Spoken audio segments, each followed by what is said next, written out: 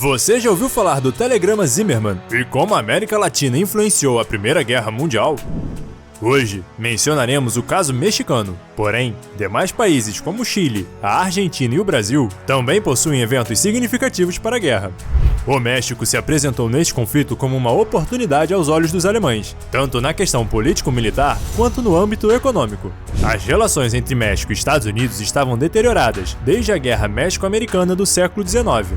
Entre os anos de 1846 e 1848, os Estados Unidos iniciaram uma expansão territorial para atender às pressões migratórias cada vez mais fortes e utilizaram como justificativa os ideais do Destino Manifesto, uma crença de que os estadunidenses tinham o direito divino de expandir seu território para civilizar o norte do continente.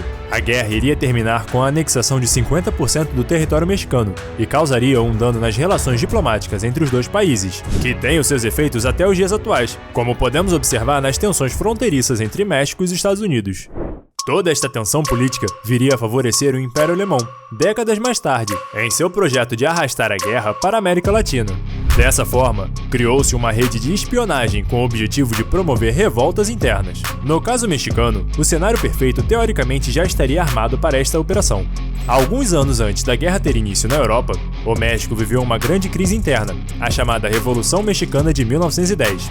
Esta revolução toma palco a partir da grande crise social que se constituiu ao longo da ditadura de Porfírio Díaz. Enquanto o Estado mexicano enriqueceu com as suas novas medidas econômicas, a população camponesa e indígena sofreu um processo de empobrecimento, com uma qualidade de vida cada vez pior. Esta situação levaria a uma revolução que unificaria parte da elite e as camadas populares, lideradas inicialmente pela figura de Francisco Madero. O movimento é bem sucedido e derruba a ditadura de Porfírio Díaz. Entretanto, enquanto a elite buscava uma revolta política, as camadas populares buscavam reformas sociais. Este conflito nos ideais entre a elite e o povo levaria a um rompimento desses setores sociais.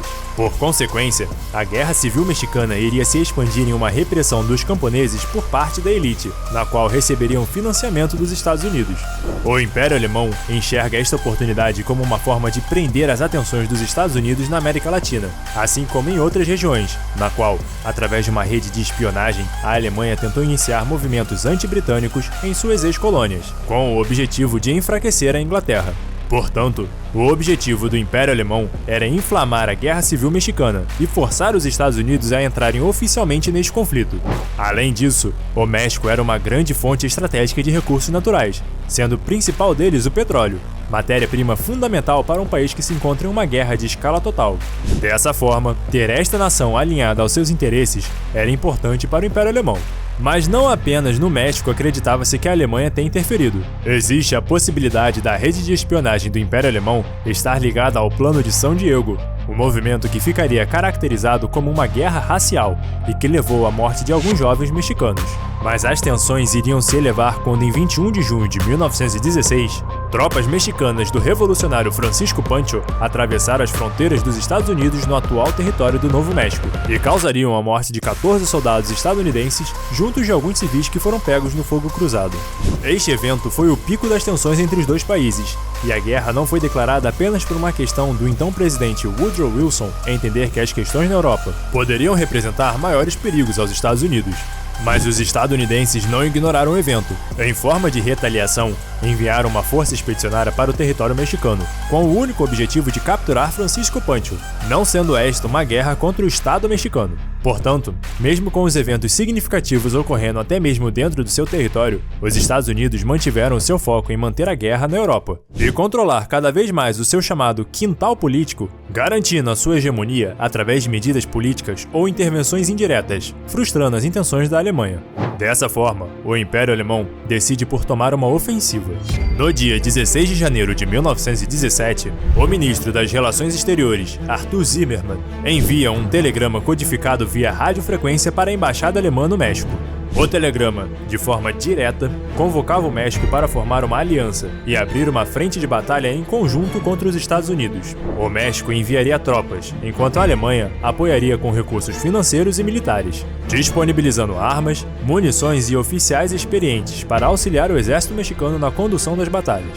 Dessa forma, o México teria uma chance de reconquistar os territórios perdidos para os Estados Unidos no século XIX. Entretanto, no ano de 1917, O México já estava afundado em uma guerra civil havia 7 anos, e sua população não tinha interesse, ou muito menos energia, para apoiar o início de um novo conflito armado contra os Estados Unidos. Logo, a proposta é recusada pelo então presidente mexicano Venustiano Carranza. Porém, o dano já havia sido feito. O telegrama, antes de chegar às mãos do presidente Carranza, havia sido interceptado pelo exército britânico, traduzido e enviado para a Casa Branca. A reação do governo dos Estados Unidos não poderia ter sido outra. Mesmo após a recusa da aliança por parte do México, Woodrow Wilson rompe as relações com a Alemanha e no dia 6 de abril de 1917 declara guerra contra o Império Alemão. O telegrama, que havia sido enviado com o objetivo de manter os Estados Unidos fora dos conflitos armados na Europa, teve justamente o efeito contrário e levou os estadunidenses diretamente ao campo de batalha, representando um dos maiores fracassos políticos nas relações internacionais do século XX.